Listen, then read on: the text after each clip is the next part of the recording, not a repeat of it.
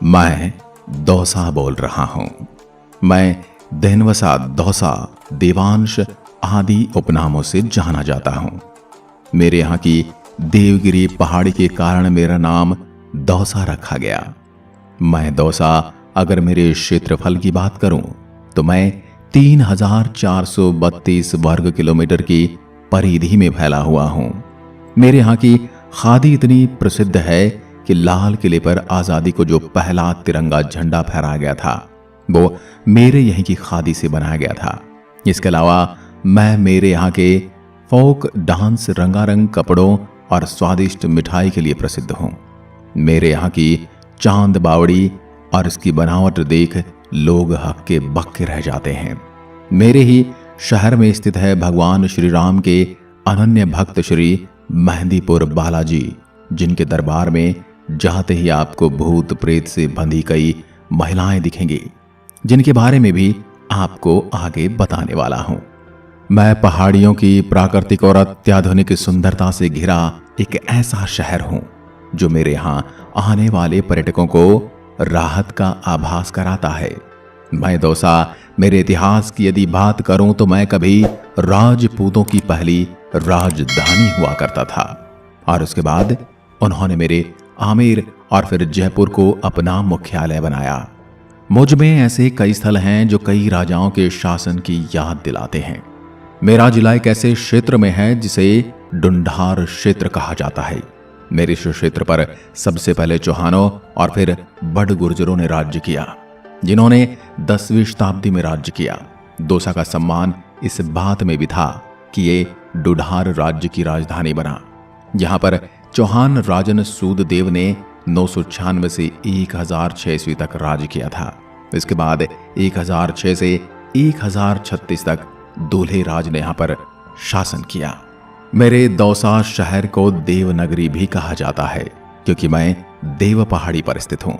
मैं दौसा शहर आज आपको मेरी इस आत्मकथा में मेरा स्वर्णिम इतिहास, मंदिरों, किलों और पर्यटक स्थलों के दर्शन करवाने वाला हूँ तथा ऐसा मुझ पर विश्वास है कि आप मेरी इस आत्मकथा को जरूर पूरी देखेंगे और इसे पसंद भी करेंगे। मैं दौसा पहले जयपुर का हिस्सा था। बाद में 10 अप्रैल 1991 को जयपुर की 4 तहसीलों सिकराय, बसवा, लालसेठ और दौसा को मिलाकर मुझे एक तहसील से बदलकर पृथक राजस्थान का 29वां जिला बनाया गया। उसी समय मैं राजस्थान का सबसे छोटा जिला था। इसके बाद 15 अगस्त 1992 को सवाई माधोपुर की महुआ तहसील को मेरे जिले में मिलाया गया, जिसके बाद धौलपुर राजस्थान का सबसे छोटा जिला और मैं दौसा दूसरा छोटा जिला बन गया। 1874 में राजस्थान की सबसे पहली ट्रेन मेरे ही बांदीकुई से आगरा के बीच चली थी। आपको बता दूं, मैं राजस्थान के नेशनल हाईवे 11 पर बसा हुआ हूं। मैं मेरे लोक नृत्य, हेला, ख्याल, दंगल के कारण भी पूरे विश्व भर में प्रसिद्ध हूं। ये नृत्य ढोल और नगाड़ों के साथ पुरुषों द्वारा किया जाता है। इस नृत्य की परंपरा लगभग 500 साल से चली आ रही है। सबसे पहले मैं बात कर लेता हूं मेरे यहाँ की जनसंख्या, परिवेश और मेरी स्थिति के बारे में। मैं दौसा जिला अगर मेरी जनसंख्या की बात करूं तो 2011 की जनगणना के अनुसार मेरे जिले की कुल जनसंख्या 16,34,409 है। मेरे यहाँ की कुल साक्षरता दर 70% है। मेरे जिले का लिंगानुपात 904 महिलाएं प्रति 1000 पुरुषों पर है।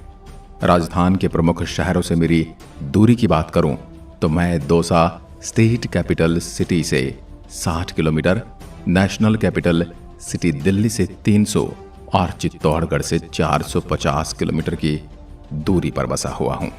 मैं मेरे जिले में प्रवाहित होने वाली नदियों की यदि बात करूं तो मेरे जिले की पहली नदी है मोरेल नदी, जो कि जयपुर के चैनपुरा की पहाड़ियों से निकलकर मेरे जिले से गुजरती हुई बनास नदी में मिल जाती है। दूसरी नदी बाण गंगा, जिसे अर्जुन की गंगा भी कहा जाता है।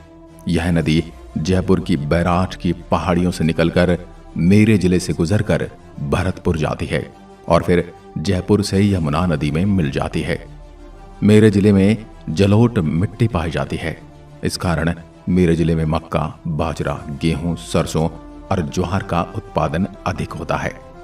मैं दोसा अगर मेरे वाहन रजिस्ट्रेशन संख्या की बात करूं तो मेरे जिले के वाहन RJ29 से रजिस्टर्ड होते हैं। अगर मैं दोसा मेरे जिले के प्रसिद्ध व्यक्तित्व की बात करूं तो सबसे पहले नंबर पर हैं कवि सूरदास। इन्होंने 48 पुस्तकों की रचना की थी, जिस कारण से इन्हें हिंदी जगत का शंकराचार्य भी कहा जाता है। 1997 में भारत सरकार ने इनकी फोटो वाली डाक टिकट भी जारी की थी। दूसरे नंबर पर हैं टीकाराम पालीवाल। इनका जन्म मेरी महुआ तहसील में 1909 में हुआ था। ये राजस्थान के प्रथम निर्वाचित मुख्यमंत्री भी रह चुके हैं।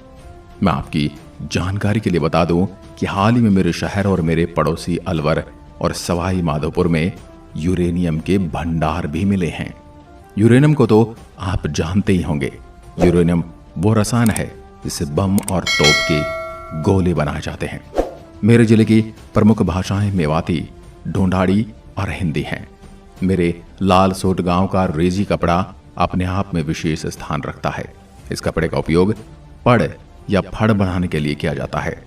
जैसा कि मैंने आपको शुरुआत में बताया था कि मेरा आलूदा गांव प्रसिद्ध है अपने खादी कपड़े के लिए। अगर बात करूं मेरे प्रमुख बांधों की तो सबसे पहले नंबर पर आता है कालखोल सागर बांध। ये बांध बाणगंगा नदी के तट पर स्थित मेरे जिले का सबसे बड़ा बांध है। इसके अलावा माधो सागर बांध और सेंदल बांध भी मेरी सुंदरता में 4 चांद लगाते हैं। हम आपको लिए चलता हूं मेरे पर्यटक स्थलों की और सबसे पहले बात करते हैं मेरे यहाँ के भूत प्रेतों के संहारक मेरे पूज्य मेहंदीपुर बालाजी। आपको बता दूं, मैं अपने मेहंदीपुर बालाजी के कारण पूरे विश्व भर में प्रसिद्ध हूं। मेरे बालाजी का मंदिर 2 पहाड़ियों के बीच में स्थित है, इसलिए इसे घाटा मेहंदीपुर भी कहा जाता है। इस मंदिर में भगवान बजरंगी के बाल रूप की पूजा की जाती है। मेरे बालाजी के मंदिर में भूत प्रेतों से लोगों को शांति मिलती है। मंदिर में आने वाले भक्त मेरे भगवान बजरंगी को लड्डू का भोग लगाते हैं और भैरव बाबा को उड़द की दाल और चावल चढ़ाते हैं। इस साल चैत्र सुदी पूर्णिमा को हनुमान जयंती के शुभ अवसर पर मेहंदीपुर मेले के रंग में रंग जाता है। इस मेले में अड़ोस पड़ोस के जिलों से लेकर दूर दूर से लाखों श्रद्धालु आते हैं। इस मेले को देखकर मैं खुशी से झूम उठता हूं। अब मैं आपको लिए चलता हूं मेरी ऐतिहासिक चांद बावड़ी। यह बावड़ी राजस्थान की सबसे पुरानी बावड़ी है।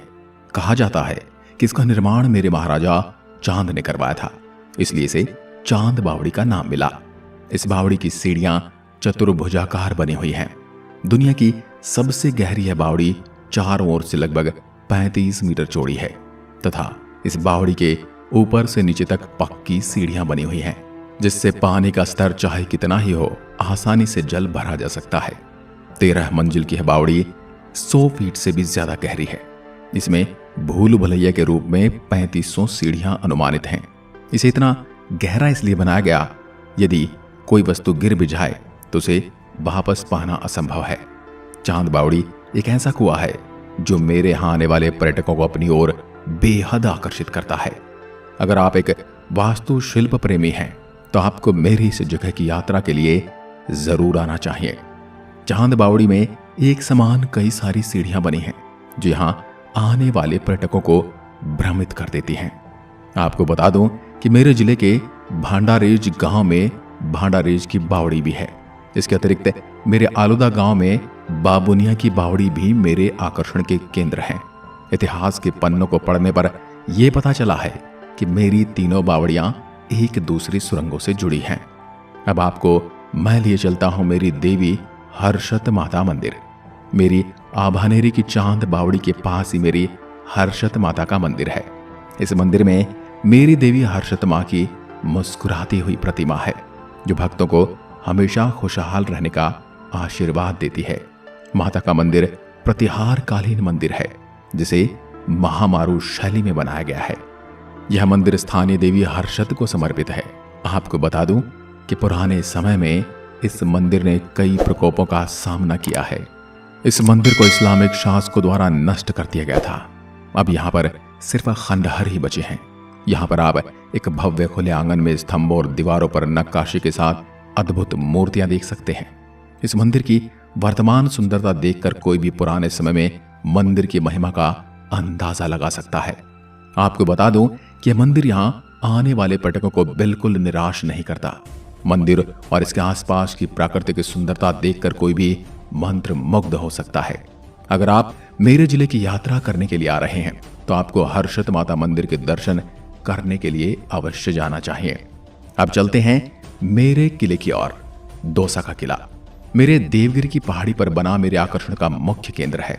मेरे इस किले का निर्माण बड़े गुर्जरों ने करवाया था, लेकिन जब दुल्हे राय ने मुझ पर अधिकार कर लिया तो मेरे किले पर भी पूर्णतः कछवाहा वंश का आधिपत्य हो गया। आमेर के मिर्जा राजा जयसिंह का जन्म, शिक्षा और प्रशिक्षण मेरे ही दुर्ग में हुआ था। आप यदि मेरे दौसा की सैर करने आ रहे हैं तो इस किले पर अवश्य जाएं। अब आता है माधवगढ़ का किला। मेरा यह किला भी प्रमुख पर्यटन स्थलों में से एक है।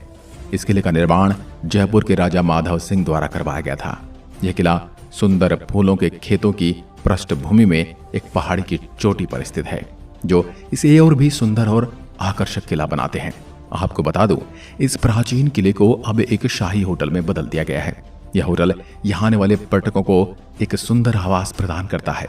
यह किला अपने भव्य केंद्रीय प्रांगण के साथ एक प्रमुख आकर्षण का केंद्र है। इसके अलावा इस किले की छतें भी बहुत ही आकर्षक नजर आती हैं और सभी का ध्यान अपनी ओर खींचती हैं। इसके अलावा भंडारेज मेरे जिले का एक प्रमुख आकर्षण स्थल है। जयपुर से लगभग 65 किलोमीटर दूर जयपुर आगरा राजमार्ग पर स्थित है। आपको बता दूं, यह भंडारेज मेरे शहर से लगभग 10 किलोमीटर दूर है। भंडारेज को महाभारत काल के दौरान भद्रमती के नाम से जाना जाता था।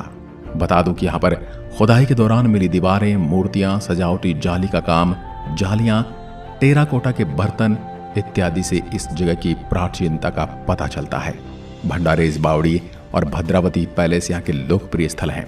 एक क्षेत्र इतिहास प्रेमियों के स्वर्ग के समान है। यहाँ का इतिहास आपको 11वीं शताब्दी में ले जाएगा। अगर आप दौसा की यात्रा करने जा रहे हैं तो भंडारेज को अपनी सूची में अवश्य शामिल करें। अब मैं आपको लिए चलता हूँ मेरे झांझीरामपुरा में। यह गांव मेरे शहर से लगभग 45 किलोमीटर दूर बसवा की तरफ बसा है। झांझीरामपुरा यह गांव अपने शिव मंदिरों के लिए मशहूर है। मेरे इस गांव को 11 रुद्र महादेव नगर के नाम से भी जाना जाता है। इस मंदिर में 121 शिवलिंग हैं। इस मंदिर में गौमुख से निरंतर एक ही प्रवाह में जल निकलता रहता है, जिसमें श्रद्धालु स्नान करते हैं, जिससे पापों का प्रायश्चित होता है। इस गांव में एक कमल कुंड भी है, जिसे हर रोज नए नए कमल खिलते रहते हैं। वहीं इस गांव में राणा सांगा का चबूतरा भी बना है, जिसके बारे में कहा जाता है कि राणा सांगा ने खानवा के युद्ध में पराजित होने पर स्थान पर रहकर अपना इलाज करवाया था। इनके अलावा आप मेरे नीलकंठ महादेव के दर्शन भी कर सकते हैं, जो एक पहाड़ी पर मौजूद है। इस पहाड़ी पर चढ़ने पर आपको भोलेनाथ के दर्शन के अलावा आपको मेरे शहर का एक सुंदर नजारा भी देखने को मिलेगा। और बरसात के मौसम में तो आप यहाँ आनंद आ जाएगा। चारों ओर हरियाली से भरपूर पहाड़ों के बीच एक अलग ही आनंद मिलता है। इसके अलावा मेरे जिले में गीजगढ़ का किला, गोठा का किला और 4 खंभों पर निर्मित मेरी बंजारों की छतरी और मेरी मांगरेज की बावड़ी भी है। अब आपको लिए चलता हूं मेरे देव नारायण भगवान मंदिर। मेरे जिले के गुर्जर जाति के आराध्य भगवान श्री देव नारायण भगवान का बड़ा ही भव्य और सुंदर मंदिर है, जिसका निर्माण देव नारायण मंदिर निर्माण समिति द्वारा करवाया गया है। यह नायाब कलाकृति का एक बेहतरीन नमूना है। यहाँ पर बड़ी संख्या में श्रद्धालु पहुंचते हैं। भगवान श्री देव नारायण की महिमा अनंत है। इनके अलावा मैं दौसा अपने यहाँ के खादी के कपड़ों, हेमेटाइट और पीतल जैसे मिनरल के कारण भी प्रसिद्ध हूँ। मेरे जिले में लोहा, पीतल और यूरेनियम भी काफी मात्रा में मिलता है। राजस्थान का सर्वाधिक पशु घनत्व भी मेरे ही जिले में है। अगर आप मेरे शहर की सैर की योजना बना रहे हैं तो आप सड़क, हवाई और रेल मार्ग द्वारा यात्रा कर सकते हैं। जो भी पर्यटक मेरे शहर की यात्रा हवाई मार्ग द्वारा करना चाहते हैं, उनके लिए बता दूं कि मेरे निकटतम हवाई अड्डा जयपुर हवाई अड्डा है, जो दिल्ली और आगरा हवाई अड्डे से अच्छी तरह से जुड़ा हुआ है। अगर आप मेरी सैर ट्रेन से करना चाहते हैं तो मेरा निकटतम रेलवे स्टेशन जयपुर है, जो कि देश के सभी प्रमुख रेलवे स्टेशनों से अच्छी तरह से जुड़ा हुआ है। मैं दौसा आपको मेरे शहर में आने के लिए आमंत्रित करता हूँ। मेरी आत्मकथा में आपको किस स्थल ने मुझसे मिलने के लिए अधिक आकर्षित किया है, मुझे कमेंट करके जरूर बताएं। और यदि आप पहले आ चुके हैं तो कौन सा स्थल आपको सबसे भव्य लगा? आज की वीडियो में बस इतना ही। धन्यवाद। जय हिंद, जय भारत।